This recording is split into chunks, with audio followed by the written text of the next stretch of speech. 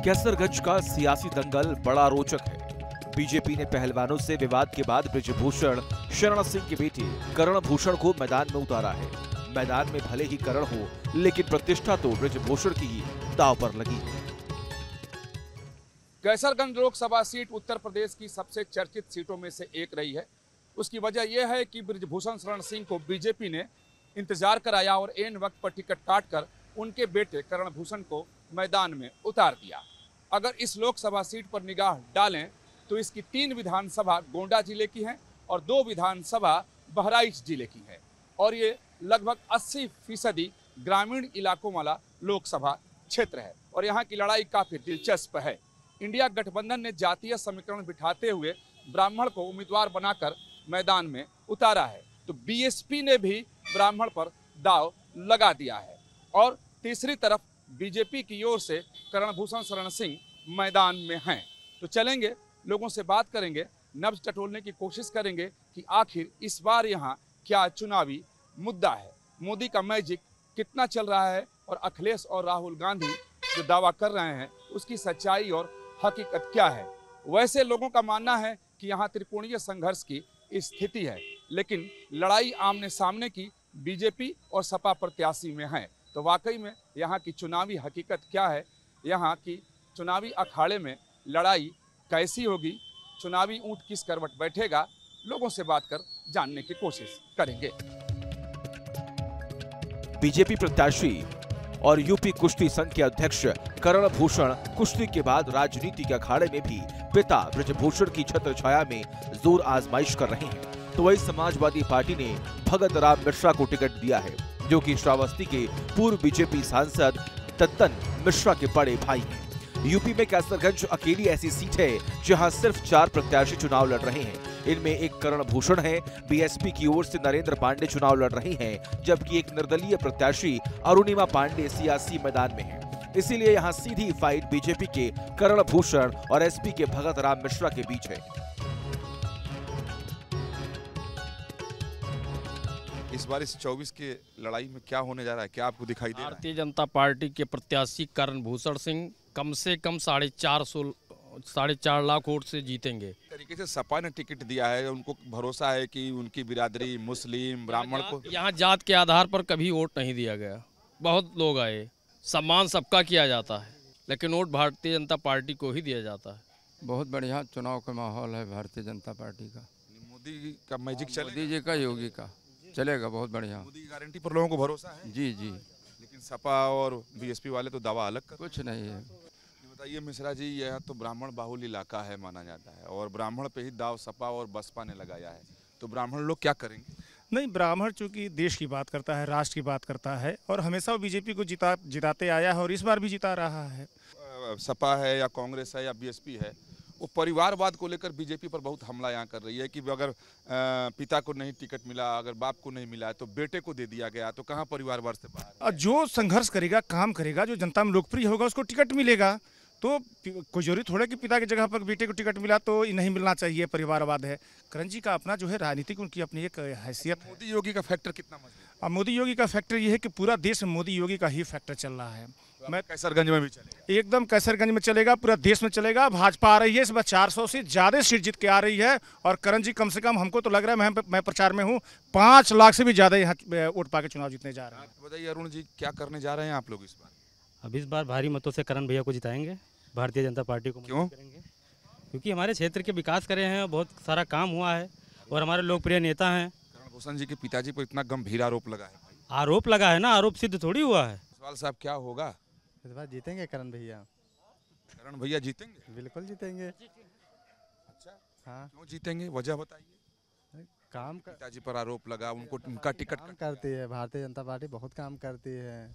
अच्छा, भरोसा किस पर ज्यादा होता है, मोदी पर या अखिलेश या राहुल पर? मोदी पे सबसे ज्यादा। ये बताइए कि यहाँ तो सपा ने ब्राह्मण को उम्मीदवार बनाया है, बीएसपी ने ब्राह्मण को उम्मीदवार बनाया है। फर्जी बनाए दिन, कोई दिक्कत मतलब नहीं, कोई मतलब नहीं, कोई जीत उतना पाई है।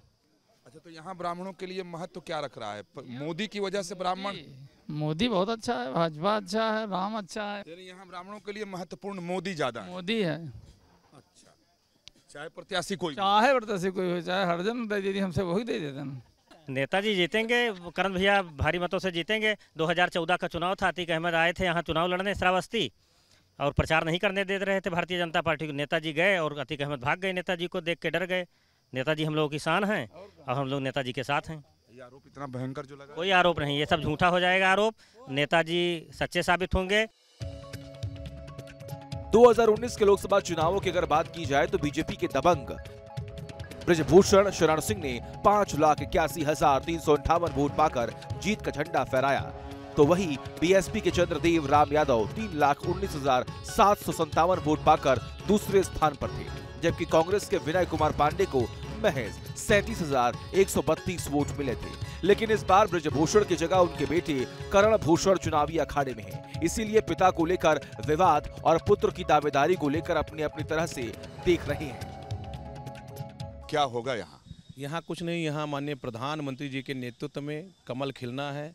प्रधानमंत्री जी के नेतृत्व में पुनः सरकार बननी है। तरफ से लगातार ये आरोप लगाया जा रहा है कि बीजेपी कहती है कि परिवारवाद के खिलाफ है, लेकिन बाप को अगर टिकट नहीं दी तो बेटे को चुनावी मैदान में उतार दी। देखिए, ऐसा नहीं है। भारतीय जनता पार्टी में जो हमारे प्रत्याशी हैं करण भूषण सिंह, वो भी एज ए कार्यकर्ता हैं।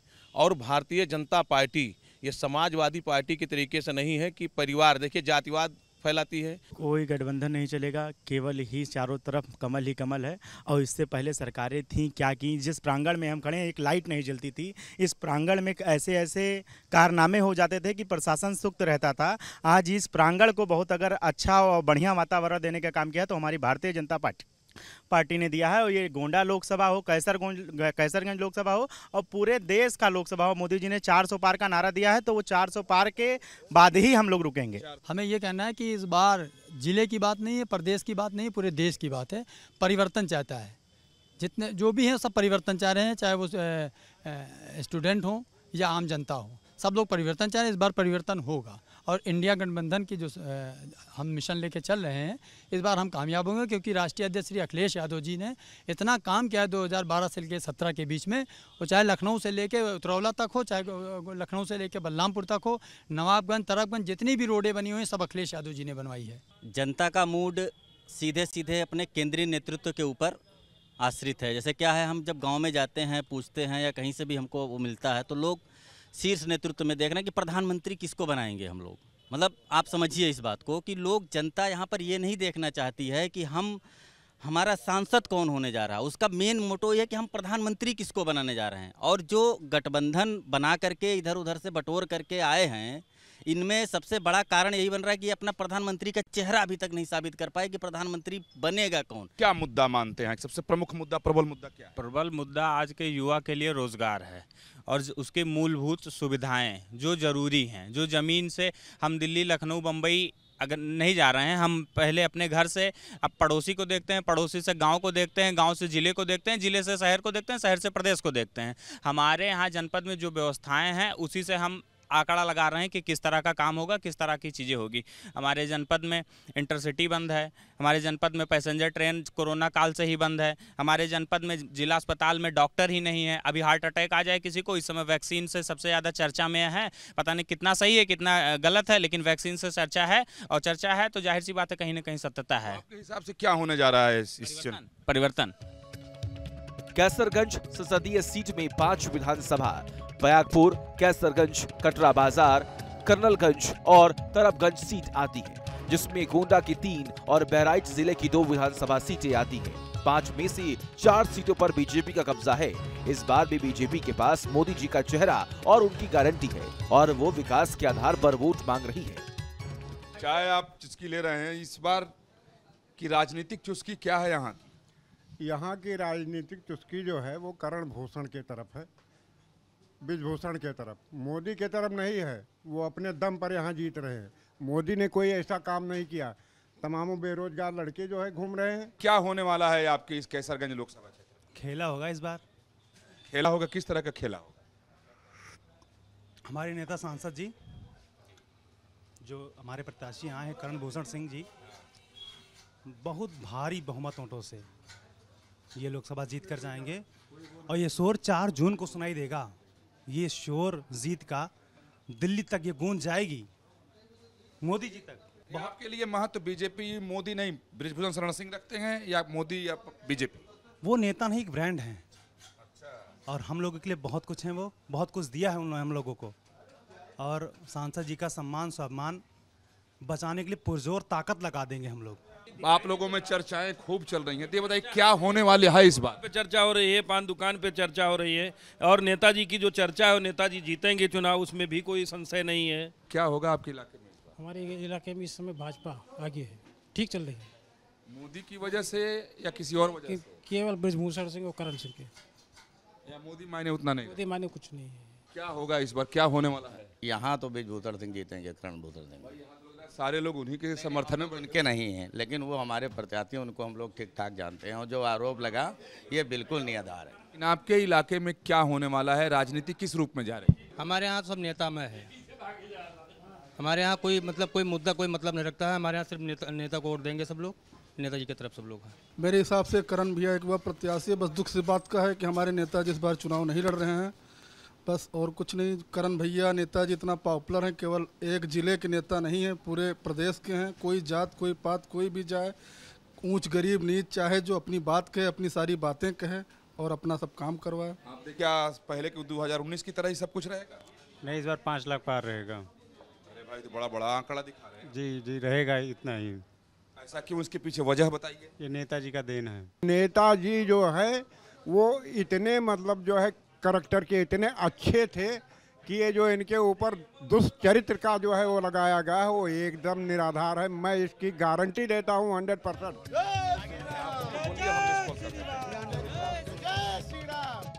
कैसरगंज समेत आसपास की सीटों पर बृजभूषण सिंह का दबदबा माना जाता है। बेटे के लिए चुनाव प्रचार में खुले तौर पर तो नहीं जा रही, लेकिन चुनाव का पूरा मैनेजमेंट उनके ही पास है। उनके बेटे करण भूषण महज एक चेहरा है, इसीलिए विपक्ष यहां बीजेपी को परिवारवाद के मुद्दे पर घेर रहा है।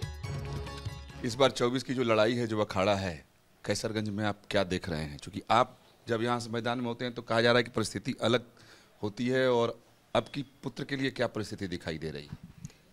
देखिए, जिस विधानसभा में इस समय आप हमारा इंटरव्यू ले रहे हैं, ये करनैलगंज विधानसभा है। सन 1991 से लेकर के आज तक 7 बार हम यहाँ से लड़े हैं और 7 बार रिकॉर्ड मतों से जीते हैं। पिछली बार हम इस विधानसभा को 75,000 वोट से जीते थे और इस बार ये विधानसभा 1.25 लाख के ऊपर ये विधानसभा जा रही है। और कैसरगंज लोकसभा में किसी पार्टी द्वारा कोई भी चुनौती भारतीय जनता पार्टी को नहीं है। एक तरफा चुनाव है। आप एक तरफा चुनाव कर रहे हैं, और अगर इंडिया गठबंधन की बात करें, हालांकि प्रत्याशी तो सपा के हैं, एक तरफ बीएसपी है, तो ऐसा नहीं लग रहा कि इस बार कुछ त्रिकोणीय सा मामला हो रहा है? हमारे यहाँ कोई नहीं, हमारे यहाँ कोई नहीं। देखिए, जिस समीकरण को ध्यान में रख करके आप बात कर रहे हैं, जिस जाति से हम आते हैं, यहाँ 5वें नंबर का वोट है। हम 5वें नंबर पर आते हैं। हमने कभी क्षेत्र के आधार पर, जात के आधार पर और मजहब के आधार पर राजनीति नहीं की। हम विकास और विश्वास के आधार पर राजनीति किए और हमारे क्षेत्र में कोई समीकरण नहीं है। इससे बढ़िया समीकरण आज तक इस विधानसभा, इस लोकसभा में बना ही नहीं है। बहुत भारी मतों से जीतने जा रहे हैं। बृजभूषण सिंह के बेटे करण भूषण सिंह के सामने समाजवादी पार्टी ने भगत राम मिश्रा को मैदान में उतारा है। भगत राम मिश्रा भी मैदान में डटे हुए हैं। उनका दावा है कि अब की बार जनता बृजभूषण सिंह से बहुत नाराज है और पिछले 10 साल की एंटी इनकम्बेंसी है, जिसकी वजह से यहाँ के मतदाता का मूड बदल चुका है। इस बार कैसरगंज में क्या होगा? 2019 के परिणाम को आप पलटेंगे? क्योंकि बीजेपी का दावा है कि वो तो 2019 को दोहराने जा रहे हैं। देखिए, बीजेपी का यह है कि 2014 में आ गए थे, 2019 में जनता ने उनको माफ़ करके चुन लिया। 2024 में वो बिल्कुल 14 की स्थिति में वापस चले जाएंगे, उनको यहाँ नहीं रहना। सर, सबसे बड़ा मुद्दा क्या मान रहे हैं कि आपके लोकसभा क्षेत्र में क्या चल रहा है? हमारे लोकसभा क्षेत्र में कुछ है ही नहीं, कुछ काम ही नहीं हुआ। तो मुद्दा हम आपको बतावें तो क्या कुछ नहीं हुआ। बिल्कुल एकदम सूनी लोकसभा क्षेत्र है हमारी। बीजेपी बार बार ये बात कहती है कि अगर सपा जीत गई तो फिर से उत्तर प्रदेश में अपराधियों का बोलबाला हो जाएगा, या आरोप आपके ऊपर? सपा में और एनडीए में गवर्नमेंट में अपराधी नाम का कोई चीज़ है नहीं। जितने पूरे इंटरनेशनल अंतर्राष्ट्रीय अपराधी हैं, भारत देश के अंतर्राष्ट्रीय अपराधी, वो सब के सब जितने हैं वो भारतीय जनता पार्टी में आज की तारीख में सांसद। करण के लिए पहला चुनाव है, उन्हें ब्रिजभूषण चुनाव लड़वा रहे हैं। उनके लिए भी कैसरगंज का चुनाव प्रतिष्ठा का प्रश्न बना हुआ है। कोशिश है कि अधिक से अधिक मार्जिन से जीते। कैसरगंज में कुल मतदाता 19,04,726 हैं, जिनमें पुरुष मतदाता 10,09,379 हैं, जबकि महिला मतदाता 8,95,285 हैं।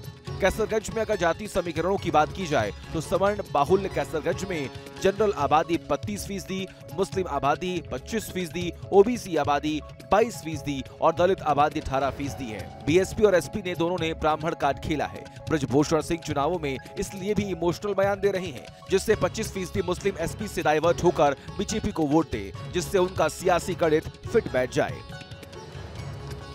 देखिए, होने कुछ नहीं जा रहा है। हमारे मोदी जी प्रधानमंत्री बनने जा रहे हैं, ठीक है, और जो हमारे राम जो हैं प्रभु हमारे हैं, जो उनके साथ है हम उसके साथ हैं, और पूरा कैसरगंज विधानसभा और पूरा गोंडा विधानसभा उसके साथ है।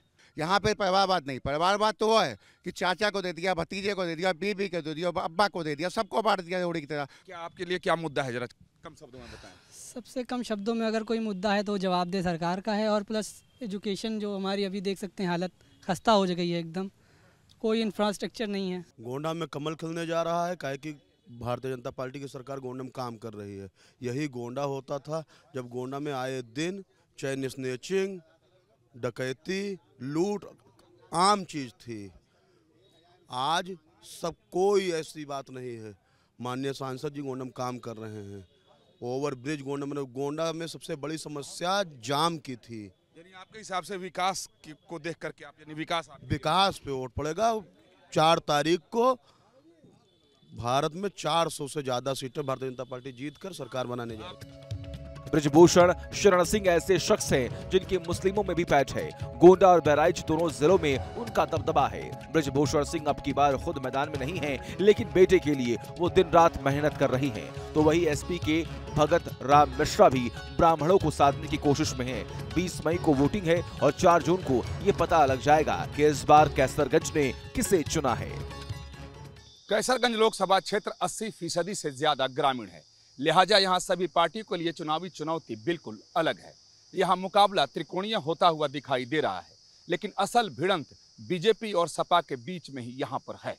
सपा को उम्मीद है कि ब्राह्मण, मुस्लिम और पिछड़ी जातियां उसकी चुनावी नैया पार लगा देंगी, तो वहीं बीजेपी को भरोसा मोदी मैजिक पर है। अब यहाँ का परिणाम क्या होता है, इसके लिए तो वक्त का इंतजार करना पड़ेगा, लेकिन दोनों पार्टियों ने अपनी पूरी ताकत झोंक दी है और बीएसपी तीसरे की भूमिका में उतरकर समाजवादी पार्टी के ही खेल को खराब करती हुई नजर आ रही है।